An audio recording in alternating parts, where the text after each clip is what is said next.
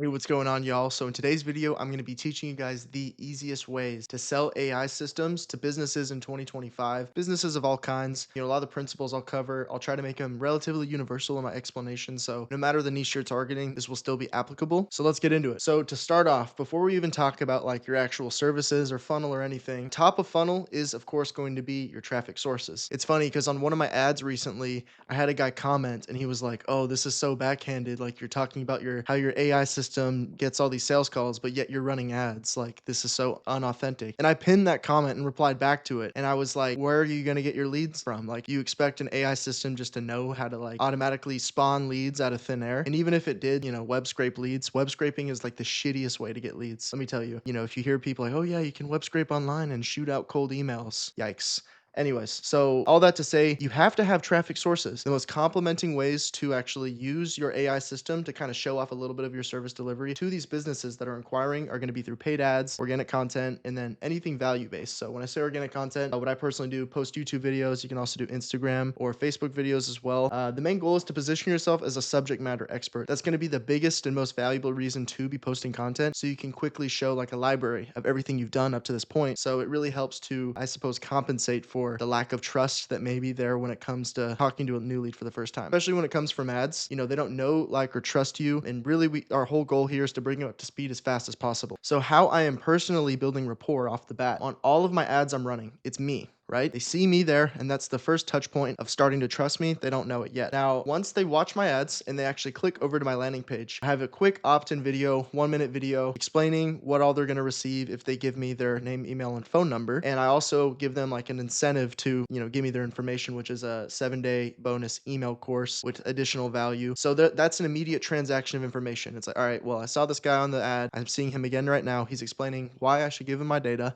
and that's the opt-in. Using this methodology, I have a 10% opt-in rate from page viewers, meaning someone sees my ad, they click over, 10% of the people are giving me their information. That's a really healthy spot to be. Now, at this point, to reduce friction, all we're doing is name, email, and phone number. A questionnaire comes a little bit later for people that are interested in booking, because if someone watches your VSL and they're super interested, typically they won't mind answering a couple additional questions. That's the whole idea behind that. When they get pushed over, they'll get to watch the VSL and then a call to action to schedule their demo, and then of course like some results and stuff below. A few qualification questions. So especially when I'm running ads, this qualification question number 3 is my driver for my metapixel. This stuff is really just for my benefit. I like to work with agencies and B2B services. I allow anyone to book in with me nonetheless, because sometimes there's kind of like a black sheep business that has a solid high ticket offer in which we can still work together. Anyways, this is really just for my understanding, because when a lead books in with me, I have an automation set up to internally text me everything about the new lead that just booked in. So I'm a little more prepared prior to the call. But yeah, if they put below 10K a month, that's not a qualified lead. So I don't reward Meta with a result. So we have a conversions API set up within Go High Level that only gets triggered if they're a high rolling business owner,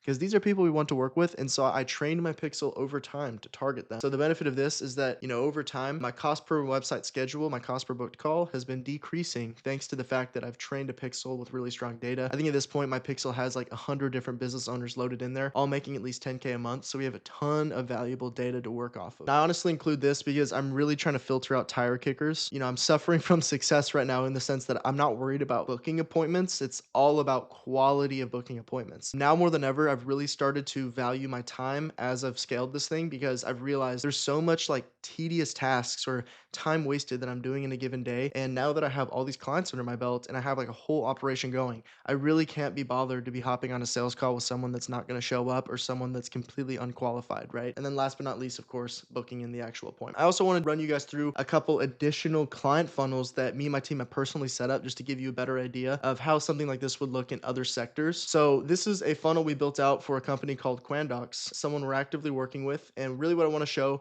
so we mirrored this off of their website they already had prior. So, we made sure that the brand is congruent with their actual website, since this is a subdomain. And then we have data collection here. You get their name, email, phone number. We package this guarantee. They go for businesses that are doing millions of dollars a year. So super high rolling business owners. And for that reason, we're not running Meta ads, we're running LinkedIn ads, because the quality of leads there are a lot better. The likelihood of an executive like bullshitting on Meta, I don't know, compared to LinkedIn, it's a lot more likely that the high rollers that we're looking to target are actually going to be there. Then moving on over to the next page. So this client, we have a VSL that we're waiting to get back from him. We scripted him up a VSL. He's actually supposed to shoot it over today. And then we're relaunching this new campaign. We're running some still frames as well. But what I want to note, it's the same concept I was just showing you guys as far as VSL. And then after the fact, book their consultation and it'll push them over to the calendar page. And then lastly, a thank you page so that they can confirm their email. And this just helps with show up rate. And then of course, we have a whole slew of backend automations. If you're new to this channel, a big part of what we do is setting up automation flows and setting up conversational AI. So this funnel merely acts to complement our pre-existing systems. And just to quickly explain the theory behind a funnel, here's the deal, guys. If you're solely relying on an AI appointment setter to get all your leads, yes, it will work, but the system can be improved. Conversely, if you just rely on a funnel to book your leads, no backend automations, yes, it can book calls, but the system can be improved. This is going to be the best of both worlds. You have cold traffic. In fact, let me rename this so it's a little more specific for you guys. Ad traffic. So let's say we funnel our ads. We have 1,000 page views over on our initial landing page. We want a 10% opt-in rate. That's the best place to be, right? Now, let's say of this 10%, we're now dealing with 100 total users. Let's say 15% of them, so 15 users, actually booking an appointment. Those 15 are the slam dunk leads, as I like to call them, because we didn't even have to outreach them. They booked in on their own autonomy. Now, of course, they're going to be subject to receiving our post-call automations just to help with show up rate, but there was no like actual AI conversation that needed to be had because the offer alone sold. Now, for that additional 85 people that opted in and dropped off, that is where the AI shines, because we got their information. They've clearly showed some sort of interest. And so we're going to be reaching out to them on SMS and email with the whole objective of conversating with them, trying to spark any connection, explain how our services work, and then of course, book them into a sales call. Now, let's say, of that 85 sample size, some of them were funnel hackers, some of them were tire kickers, but we were able to yield an additional 10%. We're talking 10 new people. And so now we have a total sample size of 25 users we booked in by having the best of both worlds, a high converting funnel and a high converting backend automation system. And here's another example of a client funnel we set up. So this is a really obscure offer, high ticket nonetheless, but they do safety programs, custom safety programs. There's a bit of a SaaS in here as well as far as what they're setting up, but they work with like warehouses and factories, helping with compliance and making safety a little more engaging for the workers. So the idea is when they click here and actually schedule a call, it'll funnel them over to actually book. So this is our organic page actually. So we have no data collection to stop friction. This funnel is specifically getting sent to leads that we already have their data. So we're doing this with our email campaigns. However, we do have a duplicated version for ads in which we're data collecting and shooting them over a lead magnet. Yeah, anyways, the idea here is off the data collection, just like before, very frictionless, only name, email, and phone number gets collected. Push them over to the calendar. And then on the calendar, we have our qualification questions,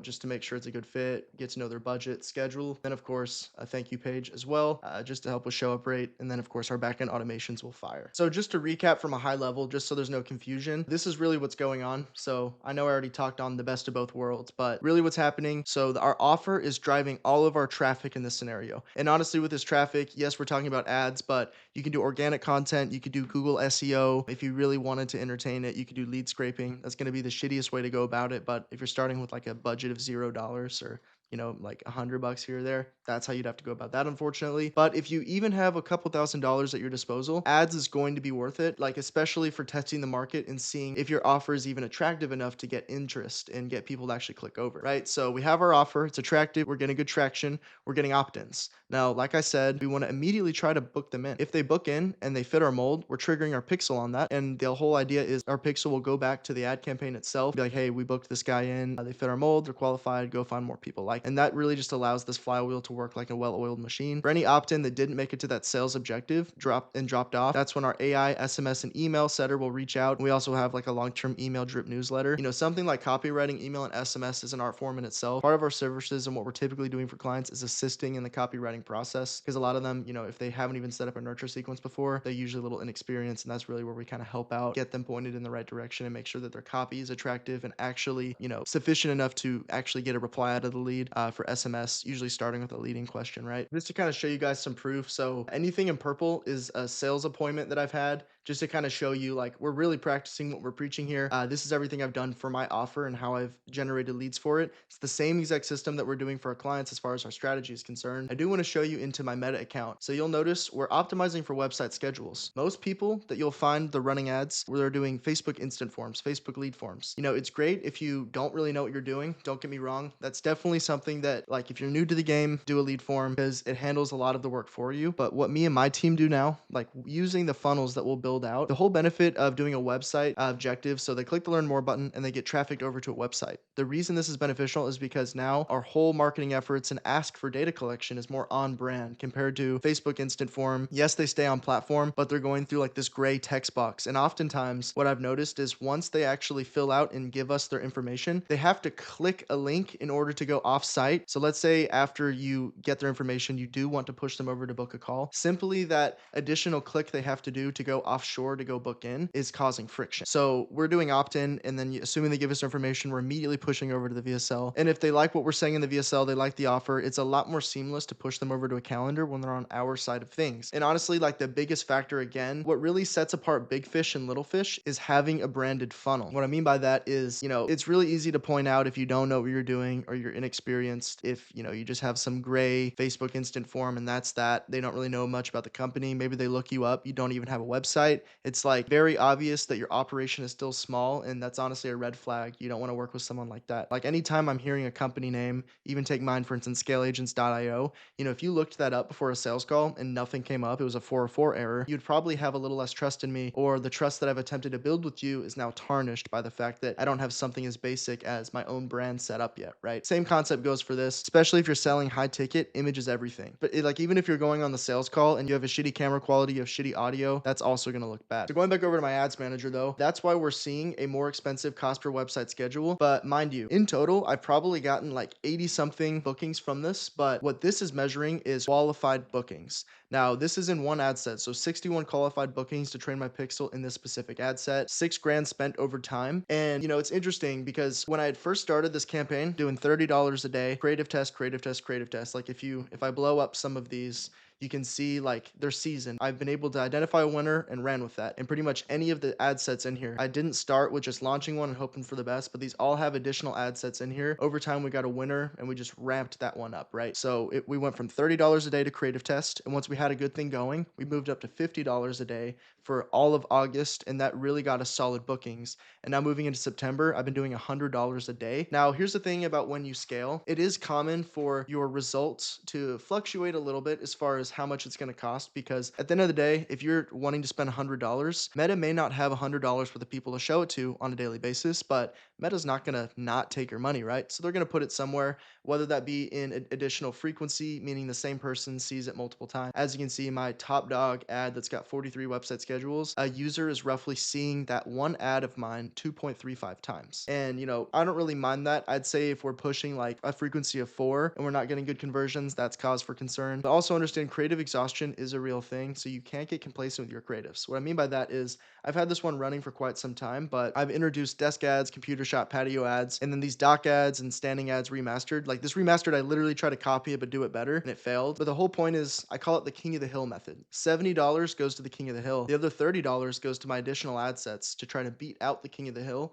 But since this one's top dog, of course it's going to get the most spend because this is really driving my results. One other thing I want to show you guys real quick within my ad strategy. So there's a lot of mixed conversation about what you're supposed to be looking at with your different analytics. The one that I always follow to heart, specifically if you're doing a website objective, you're pushing people over, is going to be link click-through rate. I wouldn't even consider CTR all because that click-through rate also incorporates, so let me give you an example. Let's say we're doing Instagram and I have a learn more campaign and someone decides to click on my profile to go window shop on my Instagram page. That counts as a click, right? It wasn't the objective click, but it was a click. And that's why this number is skewed. We have way more people that are clicking something. Like even if they click the comment section, for instance, that's a click, right? We want link clicks. That is valid. Now for a B2B offer, you realistically are looking at a small percentile. I always kill a campaign if we're underperforming, meaning under 1%. In that somewhere of the realm of 1 to 2%, believe it or not, you're in a healthy spot from what I've seen.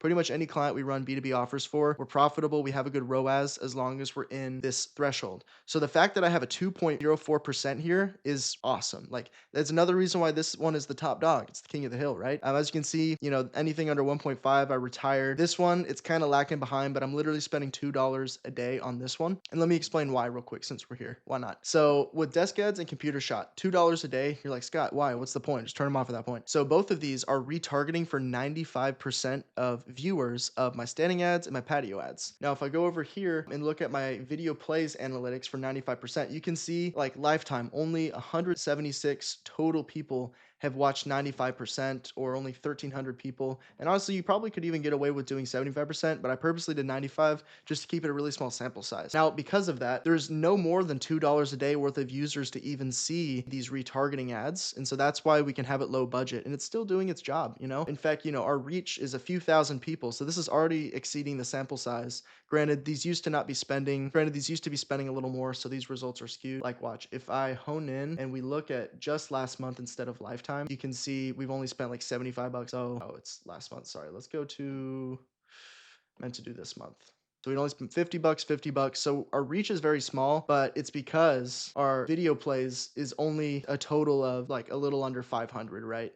So that's a little under 500. So that's why we're doing that. And so the idea, standing ads and patio ads, it's targeting similar markets. Patio ads is more specific on marketing agencies because I partner with a bunch of marketing agencies to kind of white label my AI services. Standing ads is to hit any consulting firm, agency owners. That's top of funnel. We want as many bodies to see that as possible. Anyone that watches that and watches the entire thing, like this video is like 40 seconds long, this video is like a minute and a half long. If they're watching the full thing, they're clearly interested to some degree. And then these ads are more of a fastball pitch on my services, right? So that's how you can go about that. So yeah, guys, that's pretty much all I've got for you today. Hope that makes sense. Once again, the best case scenario and how you're going to have an effective funnel is going to be using this methodology. Have a high converting funnel coupled with a high converting backend AI system. Help nurture all leads that drop off after the opt-in. This is the bread and butter of my entire agency and how we're driving results. So, take notes, rewatch this video, make sure you understand how it works, and I promise you, you will not regret it. And on that note, if you aren't interested in working with me and my team, we are currently guaranteeing 30 book sales calls within the next 45 days of working with us, integrating our AI model. We'll build out your funnel for you,